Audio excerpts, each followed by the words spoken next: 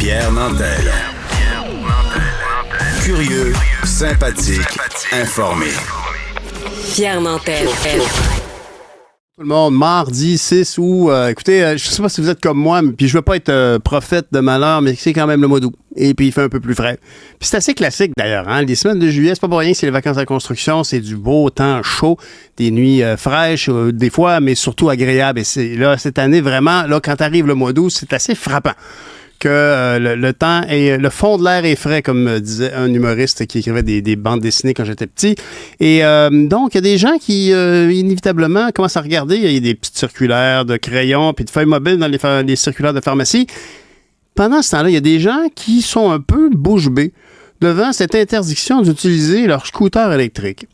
Moi, je suis le premier à me plaindre de ce free-for-all, hein, de ce bordel général sur nos routes, mais il faut reconnaître quand même que c'est un peu surprenant. Tu as fait l'achat de cette bécane, ce scooter électrique, puis lundi passé, on apprend que ce sera interdit par décret, et puis mardi matin, c'est appliqué. Balaboum, c'est fini.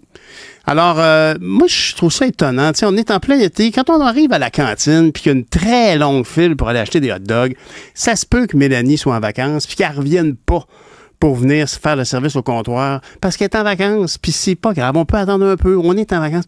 Mais où sont certains ministres de notre gouvernement? Moi, je trouve ça vraiment un peu laxiste. Moi, je dirais inadmissible.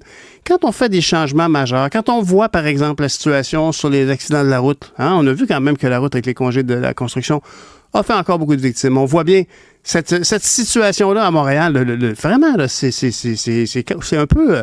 c'est n'importe quoi. On dirait qu'on est dans un pays du tiers-monde. C'est comme il y a des motos électriques qui passent partout, ça va dans tous les sens. On dirait que la réglementation n'existe plus.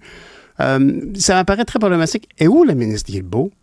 Où est-elle? Honnêtement, moi, je trouve ça important. Je trouve surtout important maintenant de voir que quelqu'un qui a investi, parce que c'est quand même, tu sais, il y a des gens qui n'ont pas beaucoup de sous qui se disent, ben ça, c'est le moyen de transport le plus efficace que je peux avoir. S'il pleut, ben je serai un peu mouillé, mais je peux me rendre à destination, ça se recharge facilement. Je peux aller à l'école, je peux aller travailler. On les comprend. Et là, tout d'un coup, balaboum, ils ne peuvent plus le prendre. C'est comme, on n'a plus le droit d'utiliser un véhicule. C'est assez surprenant.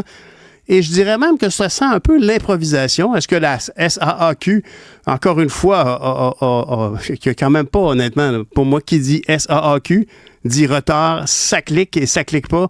Beaucoup d'enjeux.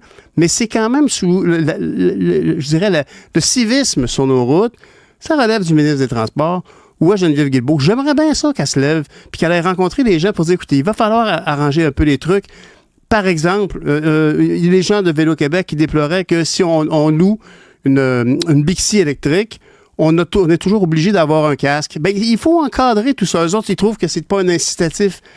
Et dans tout ça, il y a beaucoup de nouvelles approches de transport. C'est très bien. Mais il va falloir que quelqu'un mette ses culottes, puis je me demande où est la ministre des Transports. Merci.